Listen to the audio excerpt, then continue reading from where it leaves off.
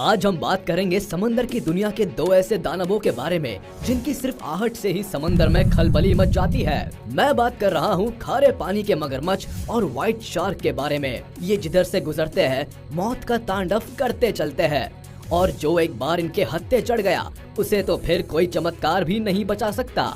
मगर जरा सोचिए, समुद्री तबाही के देवता माने जाने वाले ये दो खूंखार शिकारी जब एक दूसरे से टकराएंगे तो कैसा भयंकर होगा वो मंजर। जब ये दोनों आपस में भिड़ेंगे तो किसकी होगी जीत और कौन चुल्लू भर पानी में डूब मरेगा। पहले हम इन दोनों समुद्री शैतानों की खूबियों और कमियों को समझने की कोशिश करते हैं ताकि दोनों में होने वाली भिड़ंत के नतीजे तक पहुँचना आसान हो जाए। तो चलिए पहले बात करते हैं मगरमच्छ के बारे में। सॉल्ट वाटर क्रोकोडाइल खारे पानी का मगरमच्छ दुनिया का सबसे बड़ा रेप्टाइल है और माना जाता है कि दुनिया की सबसे पुरानी प्रजातियों में इनका नाम भी शुमार है।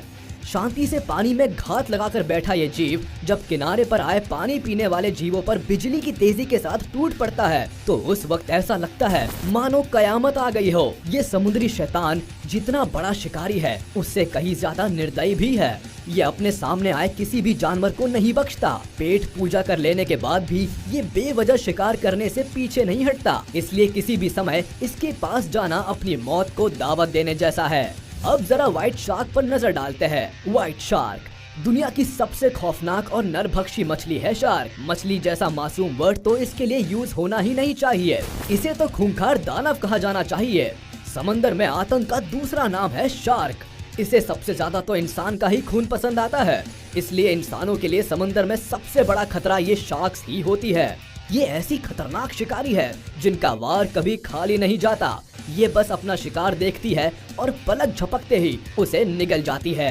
दूर से देखने पर तो दोनों ही पहलवान बराबर की टक्कर के लग रहे हैं। चलिए अब जरा बारीकी से कुछ इम्पोर्टेंट पैरामीटर्स पर इन दोनों को परखा जाए। साइज सॉल्ट वाटर क्रोकोडाइल जैसा कि मैं बता चुका हूँ कि ये दुनिया के सबसे बड़े रेप्टाइल्स हैं। अगर इनकी साइज की बात की जाए तो इनकी लंबाई होती है करीब 15 फीट के आसपास, यानी एक 6 फीट के एक लंबे तगड़े आदमी से 2.5 गुना ज्यादा, और वजन करीब 1300 से 1400 किलो के आसपास, यानी लगभग एक कार के वजन के बराबर। अब आप समझ सकते हैं मैं बार बार इन्हें दानव क्यों कह रहा हूँ। अब जब शरीर इतना बड़ा है तो भूख भी तो ज्यादा लगती होगी। इनके इतने ज्यादा हिंसक और खूंखार होने के पीछे इनका ये पहाड़ जैसा शरीर ही रिस्पॉन्सिबल है। व्हाइट शार्क की लेंथ भी लगभग क्रोकोडाइल के बराबर ही होती है, यानी 15 फीट के आसपास, मगर कुछ शार्क्स 20 फीट तक भी लंबी हो सकती है। हाँ, मगर वजन के मामले में ये क्रोकोडाइल से काफी आगे है। इसका वजन होता है करीब 2300 किलो के आसपास, यानी 1000 किलो ज्यादा। तो अगर वजन के मामले में इनकी टक्कर की जाए तो शार्क क्रोकोडाइल से जीत जाएगी।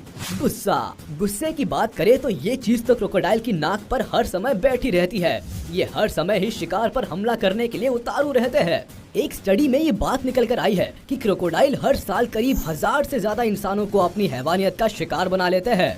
और इसलिए भाई साहब, जिंदगी में कभी भी बीच या नदियों के किनारे जाओ और अगर ये महाशय दिख जाए तो इनसे नजदीकी बढ़ाने की या दोस्ती करने की कोशिश मत करना, वरना ये कब चीर फाड़ कर देगा पता भी नहीं चलेगा। वहीं दूसरी तरफ शार्क गुस्से के मामले में थोड़ी ज्यादा समझदार होती है। ये हर समय गुस्सा नहीं करती और बेवजह शिकार भी नहीं करती, यानी क्रोकोडाइल के कंपैरिजन में शार्क थोड़ी सी फ्रेंडली नेचर की होती है। मगर जब इन्हें गुस्सा आता है तब समंदर ही क्या पूरा आसमान भी दहल जाता है। मगर फिर भी गुस्से के मामले में क्रोकोडाइल शार्क से कहीं आगे है। जबड़े की ताकत माना जाता है कि धरती पर रहने वाले सारे जानवरों में सबसे ज्यादा स्ट्रॉन्ग बाइट फोर्स मगरमच्छ का ही होता है। शेर या चीता जैसे दूसरे शिकारी जानवरों से भी ज्यादा इनका बाइट फोर्स होता है करीब 3700 PSI। PSI बाइट फोर्स नापने की एक यूनिट है। बस यूँ समझ लीजिए कि जो एक बार इनके जबड़े में किसी का सिर फंस गया तो यमराज भी आकर फिर उसको नहीं बचा सकते। अंदर सिर जाएगा और बाहर निकलेगा खोपड़ी की हड्डी का चूरा। इस जानवर ने सचमुच हैवानियत की सारी हदें ही पार कर दी है। अब अगर हम बात करें शार्क की तो माता जी तो क्रोकोडाइल से भी 2 कदम आगे है। इनका बाइट फोर्स होता है करीब 4000 PSI। इस पूरे प्लेनेट पर इससे मजबूत जबड़ा और इससे ज्यादा बाइट फोर्स और किसी जानवर, पक्षी या मछली का नहीं होता। वैसे तो इनके मुंह में मौजूद ये लंबे लंबे नुकीले दांत और इनकी सिर हिलाने की काबिलियत ही काफी है शिकार का दम निकालने के लिए, मगर जब जरूरत पड़ती है तो ये 4000 PSI जितना खतरनाक बाइट फोर्स भी लगा सकती है। यानी क्रोकोडाइल भी अगर शार्क के हत्थे चढ़ गया तो धूल मिट्टी बन जाएगा। स्पीड। अब बात करते हैं पानी में इनकी स्पीड के बारे में। वैसे तो मगरमच्छ बड़े ही आलसी और सुस्त किस्म के जानवर है जो ज्यादातर टाइम बस कीचड़ में पड़ा रहता है, मगर जब बात शिकार करने की आती है तो भगवान जाने कहां से इसके अंदर इतनी स्फूर्ति और चुस्ती आ जाती है कि कुछ ही सेकंड्स में इसकी स्पीड करीब 25 से 30 किलोमीटर पर आवर के आसपास पहुंच जाती है। शिकार करने का ऐसा भी क्या शौक होना कि जान छोड़कर भागने लगो। मगर क्रोकोडाइल भाई साहब, आप भले कितना ही तेज दौड़ लो, शार्क के मुकाबले में बच्चे ही रहोगे। शार्क की शारीरिक बनावट ही कुछ इस तरह की होती है कि वे पानी के अंदर करीब 55 से 60 किलोमीटर पर आवर की स्पीड से तैर सकती है। कहाँ राजा भोज और कहाँ गंगू तेली। अगर इन दोनों की रेस करवा दी जाए तो दोनों एक साथ एक फ्रेम में दिखाई भी नहीं देंगे। इंटेलिजेंस। क्रोकोडाइल्स पर की गई रिसर्चेज में ये बात साबित हो चुकी है कि ये जीव बहुत इंटेलिजेंट होते हैं। क्रोकोडाइल अपने बच्चों को पालने के लिए जिस तरह की फैमिली और न्यूट्रिशन प्लानिंग करते हैं, जिस तरह से उनका ग्रुप अपने शिकार को फंसाने के स्ट्रेटजीज बनाते हैं, उनका जो एक दूसरे से कम्युनिकेट करने का यूनिक तरीके होते हैं, ये सारी बातें मिलकर बताती है कि क्रोकोडाइल की खोपड़ी में भूसा नहीं बल्कि एक तेज तर्रार दिमाग है। वही शार्क की इंटेलिजेंस की भी पूरे समंदर में मिसालें दी जाती है। ये मछली कुछ ज्यादा क्यूरियस होती है और कई मौकों पर सोशल बिहेवियर भी शो करती है।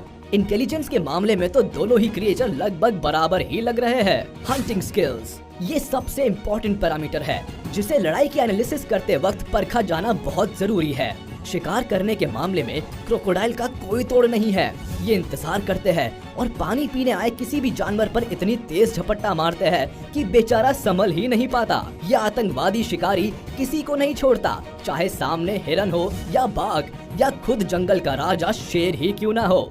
डेयरिंग तो ये दिखा ही जाता है। इसके लपेटे में आ गए तो जीने का मोह तो छोड़ना ही पड़ेगा। कई बार तो मगरमच्छ को शार्क के ऊपर भी हमला करते देखा गया है, यानी ये तो छोटे बड़े किसी का भी लिहाज नहीं करता। अगर आप इसके सामने आए और आप जिंदा है तो ये आपकी गलती है और आपको अपनी गलती की सजा बराबर मिलेगी।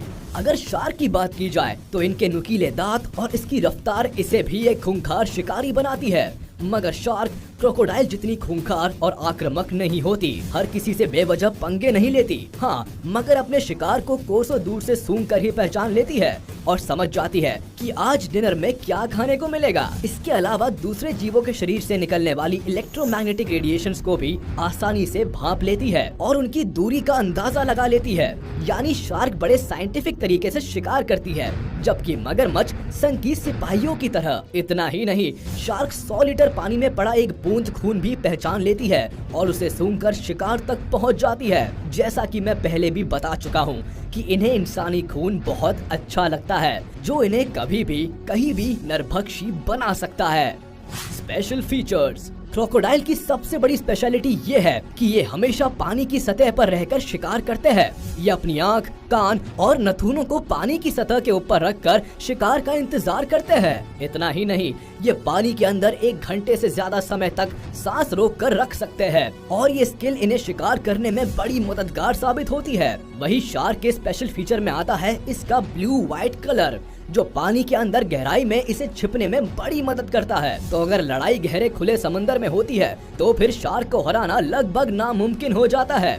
एक तो वो दिखाई ही नहीं देगी और फिर किसी भी कोने से आकर अपने नुकीले दांतों से क्रोकोडाइल के शरीर के टुकड़े कर देगी। हाँ, मगर अगर लड़ाई किनारे पर होती है तो फिर मगरमच्छ शार्क को कड़ी टक्कर दे सकता है।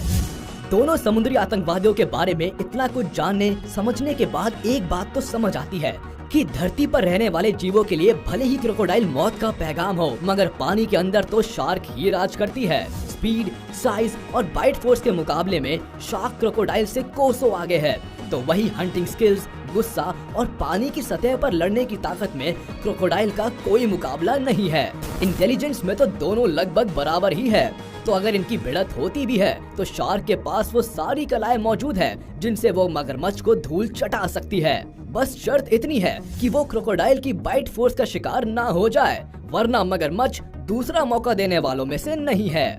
ये तो रही मेरी एनालिसिस। अब आप बताइए, इस वीडियो को देखने के बाद आप किस नतीजे पर पहुँचे हैं? जब ये डेडली सी एनिमल्स आपस में टकराएंगे तो कौन किस पर भारी पड़ेगा? क्या शार्क मगरमच्छ के ऊपर बाजी मार जाएगी या मगरमच्छ शार्क का शिकार कर लेगा? मुझे आपके कमेंट्स का इंतजार रहेगा। आज के वीडियो में बस इतना ही। उम्मीद है आपको वीडियो पसंद आई होगी।